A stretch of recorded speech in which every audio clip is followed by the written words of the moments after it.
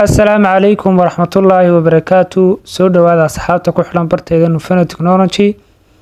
maanta waxaynu ka hadli doonaa Google Classroom oo aynu kaga hadli doono sida loola soo dego iyo waliba siyaabaha aad ugu isticmaali kartid mobilkaaga amaba aad u isticmaali kartid qaybihiisa kala duwan ee Google Classroom.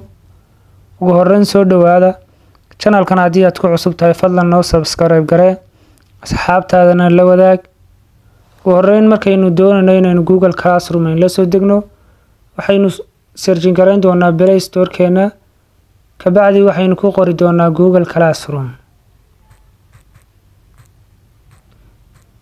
Classroom ayaynu ku qori doonaa ka bacdi waxaynu soo bixi doonaa programkan kaas ayaana la dhahaa Google Classroom. marka Google Classroom marka si aad u searching gareysid waa kan ayaa la dhahaa Google Classroom. ka waa la soo degi doontaa aniga imika uu soo dejisan yahay haddii aynu ku dhufano open waxaynu dhex geli doonaa Google Classroom keeni. ka waxaynu eegi doonaa siyaabaha Classroom loo sameeyo loogu soo daro dad sidoo kale loo invite gareeyo waxyaalahaas oo dhan ayaynu isla arki doonaa. ugu horreyn Gmail-ka aad doonaysid inuu kugu furnaado halkan ayaad ka bedeli doontaa. marka halkaas goobada yar ayaad ku dhufanaysaa ka bacdi halkaas ayaad ka bedeli doontaa haddii uu haleydmo. sidoo kale markaad doonaysid inaad Classroom aad sameysid ugu horreyn waxaa kuu soo bixi doona calaamadan yar ee balaaska ayaa kuu soo bixi doonta ee hoos kaaga muuqata ka bacdi waxaad ku dhufan doontaa calaamadaas yar waxaa kuu soo bixi doona laba option. labadaas option mid waxa loogu talagalay macalinka inuu ka sameeyo Classroom-ka sidoo kale qaybta hoosena waxa loogu talagalay inuu student-igu uu adeegsado waxa la dhaho Classroom-ka uu kaga soo biiro. marka ugu horreyn hadaynu eegno sida uu macalinku u sameyn doono Classroom-ka waxaynu ku dhufan doonaa create Classroom ka bacdi markaynu ku dhufano halkan waxa uu gelin doonaa name-ka class-ka ayuu gelin doonaa tusaale ahaan waa semester 8 weeyaan waa 8 G oo kale weeyaan. markaynu sidaas aynu ugu bixino magaca class-ka sidoo kale waxa uu gelin doonaa section-ka tusaale ahaan macalinku isaga ayaa si kala qaybsan doona maadadiisa. tusaale ahaan waxaynu ku qori doonaa financial accounting ka bacdi markaynu sidaa ugu qorno room-ka ayuunbu magac u bixin doonaa ama uu number siin doonaa sidoo kale waxa uu gelin doonaa maadada ay tahay tusaale ahaan waa accounting weeyaan tusaale ahaan. sidaas markaynu ugu bixino waxa uu dooran doonaa ama macalinka sameyn doona Classroom-kaasi wuxuu dooran doonaa create ka bacdi waxaynu isla arki doonaa iyadoo la sameeyay Classroom-kaas la sameeyay.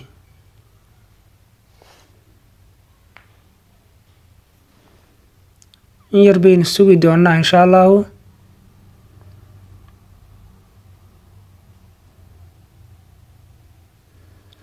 waxaad aragtaa inuu halkan inoogu soo biiray Classroom la dhaho financial accounting waliba class-ka la dhaho LG.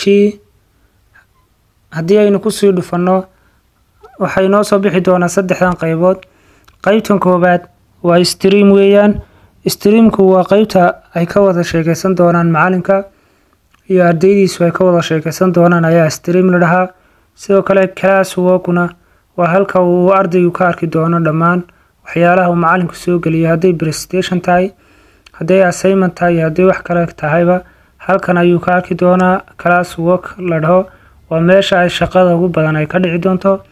sidoo kale qaybtan people-ka la dhaho waa laba qaybood ayuu adeegsan doonaa macalinku. haddii uu doonayo inuu macalin kale ku soo daro class-ka wuxuu dooran doonaa teacher-ka calaamada yar ee barbar taala ayuu dooran doonaa ka bacdi email-kiisa ayuu halkaa gelin doonaa waxaanu siin doonaa invite copy oo wuxuu copy gareyn doonaa invitation-ka ayuu copy gareyn doonaa amaba halkan ayuu uga share gareyn doonaa macalinka oo ugu diri doonaa WhatsApp-ka iyo meelaha kale uu ka arki karo. sidoo kale waxa uu sameyn doonaa inuu student uu ku soo daro isagoo Gmail-kiisa iyo invitation-ka halka uga diraya markaas labadaas qaybood ayay biibalkuna ka kooban yahay. sidoo kale waxaynu isla arki doonaa qaybta la dhaho settingska haddii aynu sidan u tagno waxaynu arki doonaa hadduu alla idmo intii aynu hadeer soo buuxinay ayaynu aboodka ku arki doonaa. sidoo kale haddaynu hoos aynu u degno waxaynu arki doonaa generalka oo aynu ku arki doono waxa la dhaho class koodhkaas ayaad koobi garayn doontaa. kabacdi waxaad u diri doontaa ardaygii aad rabtay inuu kalaaskaas kusoo biiro ayaad u diri doontaa. sidoo kale waxaad samayn doontaa inaad invitationka aad halkan uga dirto kabacdina aad dooratid whatsappkaaga kabacdina sidaas aad ugu dirtid. labadaas habba waad ugu soo dari kartaa ardayga.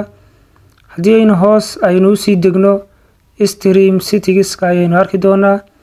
stream settingska waxay ka kooban tahay saddexdan qaybood koow waxa weeyaan inuu qaybta koowaad waxa weeyaan inuu ardaygu wax basti garayn karo. sidoo kale uu committee ka bixin doono waxa la dhaho classroomkaas. sidoo kale qaybta labaadna waxa weeyaan waxa la dhaho inuu ardaygu kaliya committee ka bixin doono waxa uu macalinku soo dhigay.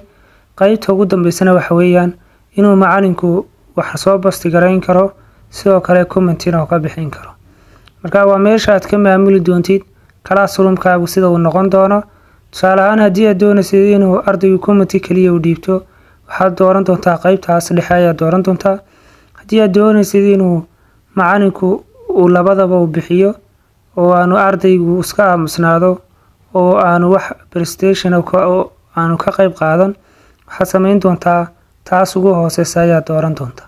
marka waa meeshaad ka maamulaysid classroomkaaga kabacdi waxaad siin doontaa save. sidaas ayaanad kaga bixi doontaa insha allahu. sidoo kale iminka waxaynu rabnaa inaynu isla aragno sida uu macalinku ugu soo gelin doono chapterska ama presentation kastaba uu soo dhigi doono insha allahu. ugu horeyn waxaynu samayn doonaa aynu ku dhufan doonaa halkaas ama classkeena ayaynu ku dhufan doonaa. kabacdi markaynu ku dhufanno halkan waxaynu ga bixin doonaa magaca ayaynu ga bixin doonaa. halkanna waxaynu soo dooran doonaa chapterka inagoo kusoo upload garayn doona aynu kusoo upload garayno. tusaale ahaan waxaynu tegi doonaa meesha uu ku jiro. tusaale ahaan kaasoo kale ayaan soo doortay. kabacdi waxaan dhihi doonaa posti. sidaasna waan kusoo geliyey. marka ardaygu waxa uu samayn doonaa halkan ayuu committee uu kaga dari doonaa. tusaale ahaan bal aynu qaadano koodhka si aynu committee aynuga soo bixino. waxaan tegi doonaa koodhka ayaan qaadan doonaa. kabacdi waxaan tegi doonaa waan bedeli doonaa gmail kale ayaan kasoo geli doonaa. gmailka ayaan bedeli doonaa anoo dooran doono gmail kale. markaan kusoo biirayo classroomkii waxaan samayn doonaa balaaska ayaan dooran doonaa. kabacdi waxaan leeyahay john class. kabacdi halkaa waxaan gelin doonaa koodhkii galaaska ayaan gelin doonaa ku baasti garayn doonaa. sidaas ayaan leeyahay john. waxaa toos laygu soo dari doonaa waxa la dhaho qaybtii ayaa laygu soo dari doonaa waa kan. marka halkan ayuu ardaygu ka dhiiban doonaa waxa la dhaho committee oo committee kaga bixin doonaa. sidoo kale waxa uu ka arki doonaa halkan ama uu offline ahaan uga dejisan doonaa chapterkii uu macalinku soo geliyey.